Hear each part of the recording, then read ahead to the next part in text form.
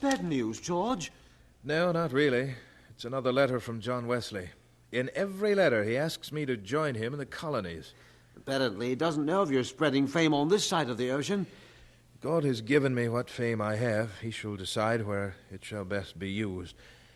These appeals from John and Charles, they're in Georgia. But John speaks of terrible disappointment there. Strange. What's that, George?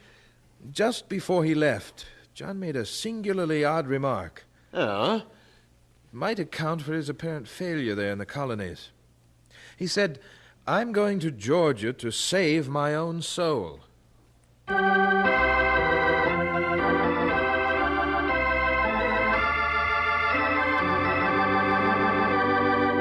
We greet our friends everywhere with Chapter 7 of Apostle of Two Continents, the story of George Whitefield. This is another in the series Stories of Great Christians. It comes to you from the Moody Bible Institute in Chicago.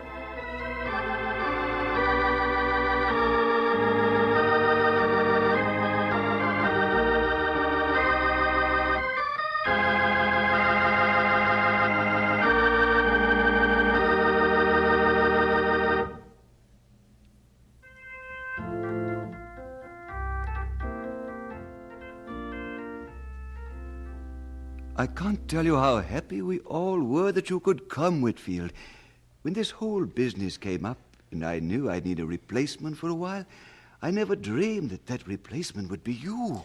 You're very kind, Reverend Kinchin. So welcome to Dummer. I hope you'll find this pastorate as rewarding as I have, and do.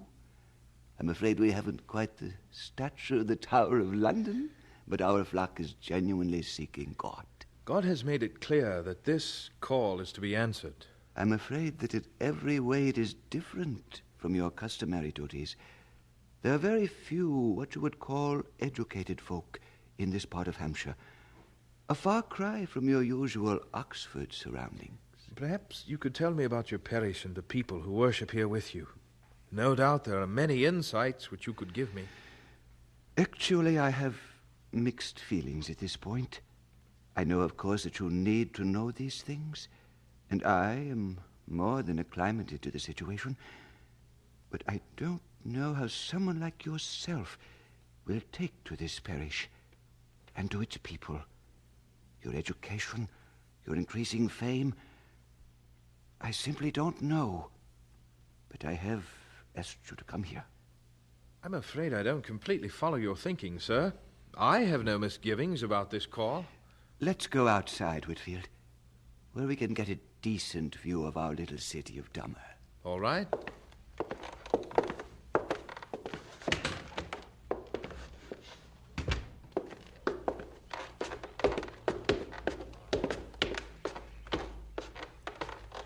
Not a very impressive sight, I suppose, especially for a young man bursting with education and ideas. I say, maybe you have a bit of an odd opinion of me. Perhaps that's so, but I was referring to myself just now. Oh. I came here years ago ready to, as it's said of the early apostles, turn the world upside down. I'd been well educated, possessed measureless zeal, and I was called here. The people were poor, dense souls, with no memory, little initiative. I preached, I exhorted. Incidentally, I even starved. I found them much below me. I was irked at the prospect of spending any time among them at all, much less acting as their spiritual guide and intercessor. But surely you don't... Oh, gradually I became reconciled to my fate. I even made occasional visits to their homes. I believe those visits were my undoing. Sir... I'm extremely happy in this parish, Whitefield. Extremely happy. I believe that was the case, Reverend Kinchin. Our job is so much more than to preach, to exhort. We must know and love. These are people, Whitefield. Fellow strugglers, you might call them. In their own way, they meet and do battle with the very same forces against which we fight. Spend much time down there with them. Life is common experience, and each of us has something he can give to another. I shall do that, sir. I'm sure there's much to learn here, as well as much to do.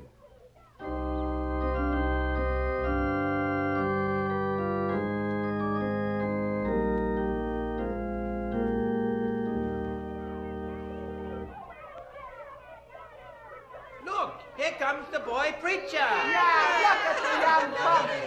He's hiding dry behind the ears. Stop it! I don't think it's nice to talk that way to a preacher. Not one so young and nice. Hello, Reverend. Coming to see me? To see your mother, actually. Is she in? Bound to be. She never goes nowhere. Mind if I listen? Not at all. Go right in. You don't need to knock. Thank you. Mrs. Grady, are you there? Coming, Reverend. I'm back here. You kids go whistle. I've got me a gentleman caller.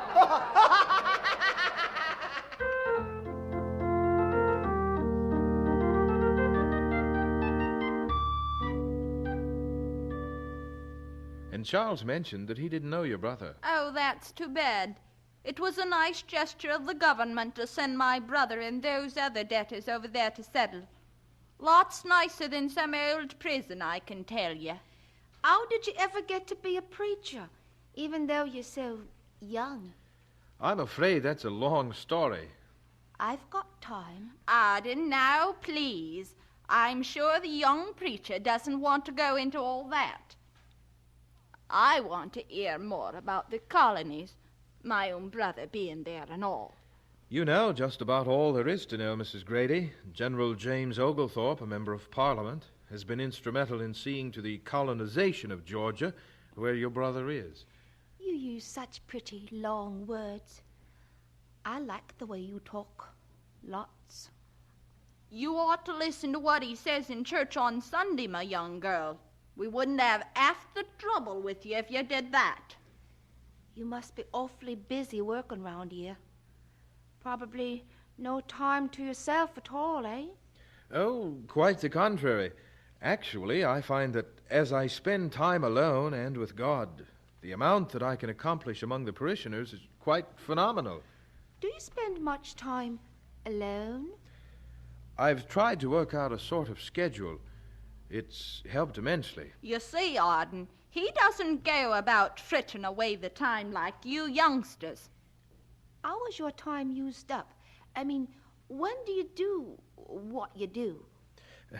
I'm afraid it wouldn't interest you. Oh, I'm very interested in the way you divide up your time, Reverend. Well, I allow 8 hours for sleep and food, another 8 for parish work, and another 8 for study and recreation. Did you ever? A day like that puts even me to shame, it does. What kind of recreation? Oh, there are so many. I know. There are helpful and instructive books and pamphlets on the Christian experience. There are walks and sights to behold. You know the words of the psalmist, "Thou wilt show me the path of life. In thy presence is fullness of joy, and at thy right hand there are pleasures forevermore." You know, Reverend, for someone as young as you are, you act awfully old.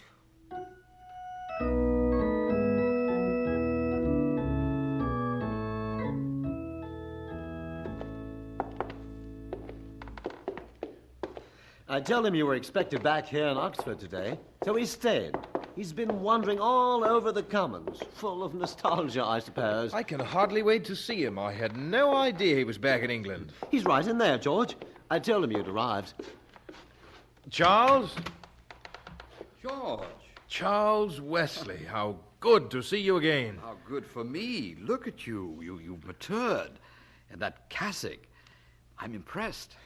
And you, it seems impossible. The time has gone so fast. You look older. How's the work going in the colonies? I pray for you both daily. Let's talk of you, George.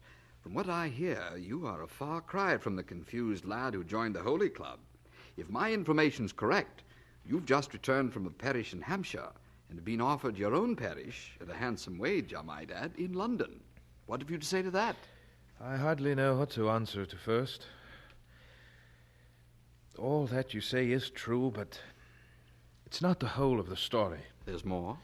It's the very core of it all, Charles. The element that facts cannot state. God has certainly blessed me. It's only too obvious. But his greatest blessing has been to save my soul, to live in my life. This is a different Whitefield. A new emphasis. God has given the emphasis. As the apostle says, not I, but Christ. Are you going to accept the London parish offer, George? I must know. It's more than idle curiosity. I've decided against it, Charles. In the past, God has always given me a pull in his direction. I feel no such pull to London. And what about our letters to you regarding the colonies, regarding Georgia? What a struggle you and John have set up in me. Other than your encouragement, I have no official call to Georgia, but I feel strongly pulled in that direction. Then there's the consideration that there are certainly laborers needed here in England. Well, I can, in a measure, appreciate your struggles. I have a letter for you, George. It's from my brother John. I want you to read it and consider what he has to say very carefully. Do you ask me what you shall have? Food to eat, raiment to put on, a house to lay your head in, such as our Lord had not, and a crown of glory that fadeth not away? Only Mr. Dallimore is with me, till God shall stir up the hearts of some of his servants, who, putting their lives in his hands, shall come over and help us, where the harvest is so great and the laborers so few. What if thou art the man, Mr. Whitefield?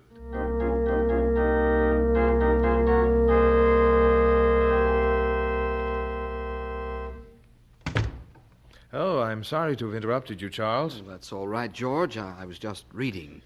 Job? And chapter 3 at that. You must be feeling very low in spirit.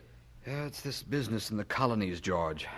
I sometimes wonder why I bother trying to encourage you to go. It all seems so fruitless at times. It's the work there that I came to see you about. John's letter was very direct and moved me very much. What can you tell me about Georgia? Oh, the people are crude, undisciplined. Living conditions are far below anything you know here. There's a constant fear because of savage Indians in the area. The colony is ripe for missionary effort. You'd think the people would be eager to worship God, but such is far from the case. They avoid church as best they can. They make a mockery of the prayer book. God knows we've tried everything we know how to do, but the work has been fruitless. Absolutely fruitless. Have you allowed God to work in the colony? Charles, I've learned a truth in my very limited ministry that has changed my whole concept of things. It's this: God does his own work. When we finally committed our lives to Christ, and when I committed mine to him and claimed personal righteousness before God on the basis of his sacrificial death, from that moment, Charles, God has been doing his own work. He can capture the hearts of those poor blind colonists. He can give them a passion for himself. I'm sure that you are the man for Georgia. We need this new positiveness of yours. What do you say, George? Will you come to Georgia?